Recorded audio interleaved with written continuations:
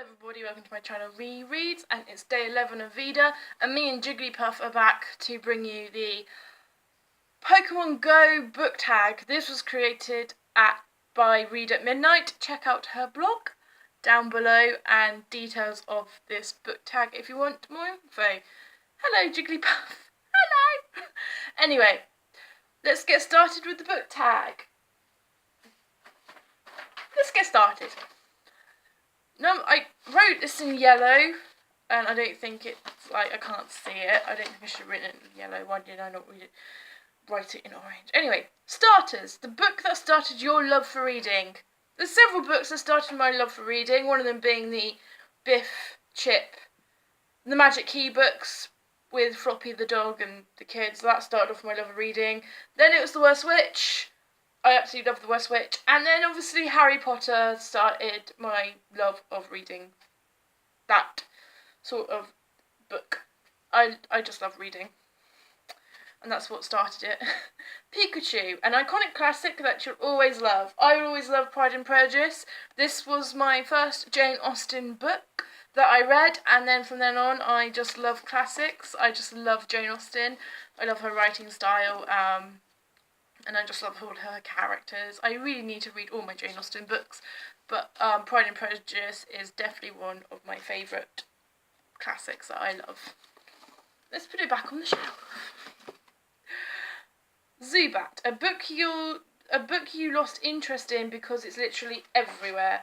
I have read City of Bones, and I haven't carried it on because I literally have lost interest in reading the series, but I probably will read it at some point when I'm in the mood for it. I think it's because the TV show was everywhere. The TV show was on Netflix, everybody was talking about it, everybody keeps talking about this book, and it's just literally everywhere, and I'm like, oh, I'm getting really bored of it now, and I will read it at some point. I did love the first book. I just need to continue on with the series when I have got my interest back into it. I think I'll probably just leave it a couple more years until another series is everywhere, and then maybe I'll enjoy it a bit more then. But because people are talking about it and I've been spoilt for most of it, I've just lost all interest in picking it, in continuing on at the moment. Ditto, a book that reminds you a lot of other books. Of other books, like tropes, but you're still in love anyway. I haven't read it, but watching the TV show, Jonathan Strange and Mr. Norrell does remind me of a lot of other magic books that are out there, and got a lot of, I think it might have a lot of tropes from magic books that are probably out there, but I haven't read it yet, because look how humongous it is. But I did enjoy the TV show, and the TV show generally reminded me of, like, Harry Potter, other magical stuff, thriller, like thriller books and stuff like that. Definitely cannot wait to sit down with this in the winter. Definitely in the winter. I think it's more of a wintry tome than a summer one. But I'm definitely looking forward to reading this. I really need to get it, get on with that one. Snorlax, a book series you have not started because of sheer size. Probably this one. Again, Jonathan Strange and Mr. Norrell, because look how big it is, and Outlander, because that just puts me off. There are bigger books I have on my shelf that I definitely haven't read because the size just puts me off, but I definitely can't wait for the winter, because I'm definitely going to try and get through all my massive books this winter, because will have more time for reading. It gets darker earlier in the UK from October time. But, in the summer, I don't think a big book in the summer, like light and fluffy, and I can't wait to read Outlander. I need to get the series as well.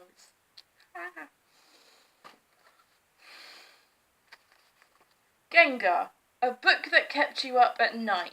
I think the book that kept me up at night this year, because I just really wanted to read it and wanted to find out more about it before I went to watch the film, it was Me Before You. This definitely kept me up late into the early hours trying to finish it off, and also the Harry Potter series, because I wanted to find out everything about what would happen to Harry. So yeah, the later books of Harry Potter definitely kept me up at night, and this one recently definitely kept me up at night. In a good way. Nido King / Queen, your bookish one true pairing. I think for me, my one true pairing is Dumbledore and Grindelwald.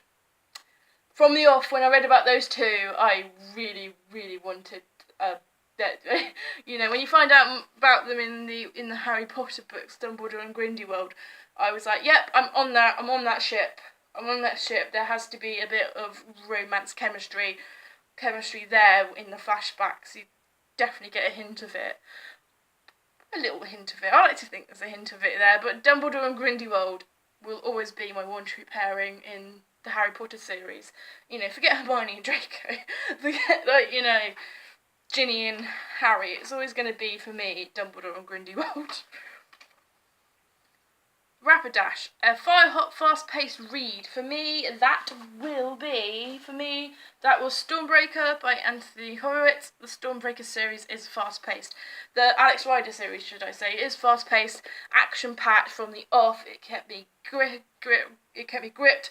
I really enjoyed it. And I really need to reread it because I haven't read the last book yet. So I'm looking forward to having a reread of Stormbreaker at some point. Evie, a series you'll never get tired of seeing spin-offs for. I think that for me would be James Bond, because you have the Young Bond series, and then you have different authors doing their different takes on James Bond. I think for me, if Alex Rider had a spin-off, I would love to see that. If obviously the Harry Potter books, I would love to see spin-offs from that. I think I would like to see like a spin-off from like the classics, for the classics, like you do a spin-off like from Pride and Prejudice or something like that. And you have a lot of spin-offs from Pride and Prejudice. You've got people writing about from Darcy's point of view, which is quite cool. I would definitely like to see like more spin-offs for the Michael Morpurgo books, and more spin-offs from Sherlock Holmes. That would be nice. Anyway, moving on. Magikarp, a book series that was surprisingly awesome. I don't know, I think for me, The Power of Five by Anthony Horowitz was really awesome. I really enjoyed that, and I didn't expect to enjoy it. It was a bit creepy, and I don't normally like creepy books, but I think that series was surprisingly awesome, and still awesome today, and I'm looking forward to doing a reread of that one. Legendary, an overhyped series you're still excited to read. I don't have any overhyped series I like to read, apart from I would like at some point to read the Crown of Midnight like series by Sarah J. Maas. I think I like that. I like to read that, and the Shopaholic series as well. Mew/Mewtwo, a collector's edition you wish you owned. I would like to own the BFG special edition with unseen illustrations by Quentin Blake, because it's gorgeous. I will try and link it in the Waterstones website, but if I could, I would get that one. Poke, a debut novel you're excited for. I'm excited for Poison City by Paul Creeley. I do believe this is out today, Thursday the 11th of August. I need to read it because I need to review it, but it just sounds so awesome. It's like, it says on the back, the war is coming, Mr. Teu. That just sounds like really excellent. Look how beautiful it is. I can't wait to read this. I'm going to read it like straight away, as soon as. Lure Module, an auto-buy author. I have three. I have a few auto-buy authors, but my main three would have to be Michael Morpurgo, Anthony Horowitz, and of course J.K. Rowling. This list might expand during my reading time, but I think definitely and Jojo Moyes. I would auto-buy her books if she had new books out. Definitely. Those are my four auto-buy authors. Servers Down, a book release you've been waiting on forever. Once I found out that there is a new Beatrix Potter coming out next month, like before my birthday on the after my birthday on the 26th of September. It's called Kitty in Boots, and it's illustrated by Quentin Blake. But she wrote this story before she passed away, and it never got completed until it was complete with little drawings, but then it was like wasn't discovered until like now, sort of, and then it's been printed into book form, so we're getting another Beatrix Potter story next month. And since I found out this was a thing earlier on in the year, it seems I've been waiting forever for this to come out. But next month it comes out, and I'm so there. I'm so getting this new Beatrix Potter book because I love Beatrix Potter. Beatrix Potter is my favourite childhood author. I used to read her. I love her. Peter Rabbit, classics. Tom Kitten, how can you not love Beatrix Potter? So yeah, this Beatrix Potter book is like forever. So that was the Pokemon Go tag. I hope you enjoy it. I hope VEDA is going well for you. It's day 11. Big round of applause for people who've got this far. Well done you. You're doing well. And I'll see you in my next video. Bye bye.